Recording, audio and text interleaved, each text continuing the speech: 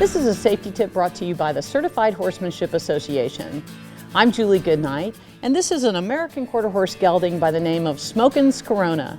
We're here today to talk to you about bridling the Western horse. We've got my horse ready, all saddled and ready to go. One final step is to put the bridle on. Before we do, I want to untie him from the hitch and rail. So I'll hook him up here to the lead rope. I want to untie him from the wall here because it's never a good idea to mess with a horse's head while he's tied. It could make him uncomfortable, and the confinement of being tied might make him pull back on the rope, and that could lead to a whole new series of problems. So we can leave the horse standing at the hitching rail where he was tied. I just want to untie him so that if he needs to step back, he can. So before I approach the horse with the bridle, I want to make sure I have my bridle all organized and ready to go. I don't want to be up in the horse's face and flopping around leather and stuff like that. So I want to make sure my bridle headstall is all straight and organized. My reins are organized as well. And then before I slip this halter off the horse, I'm just going to put the lead rope around the throat latch here so I have a way to confine the horse if I need to. So now I can slip that halter off. I'll just hang it right back here on the saddle to get it out of the way. So now I still have a way to control this horse with the lead rope on his neck, but he's not confined in such a way that it's going to make him uncomfortable or nervous.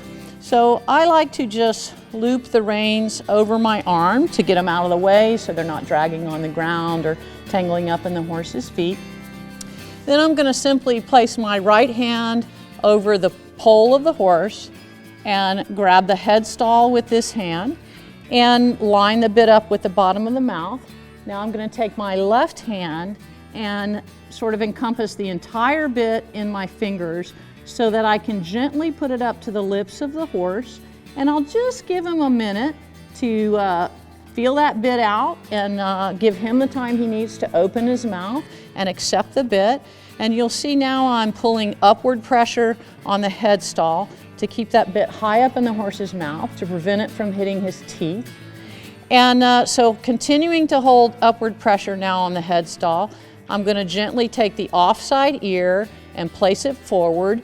Try not to bend the ear or crinkle the ear any more than you have to. We want to always try to be courteous to the horse as we bridle.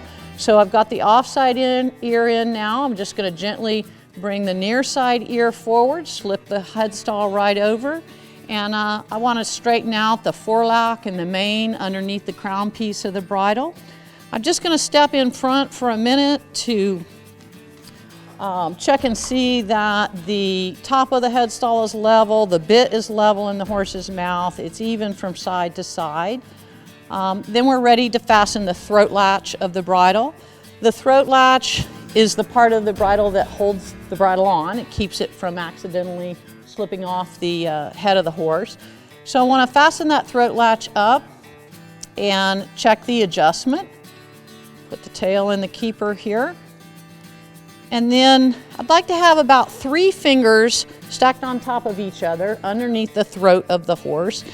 If the throat latch is too loose, your bridle is going to still want to slip off over the ears of the horse, and if it's too tight, it could interfere with his breathing as he breaks at the poll and this strap comes tighter. So 3 fingers underneath is generally about right for most horses.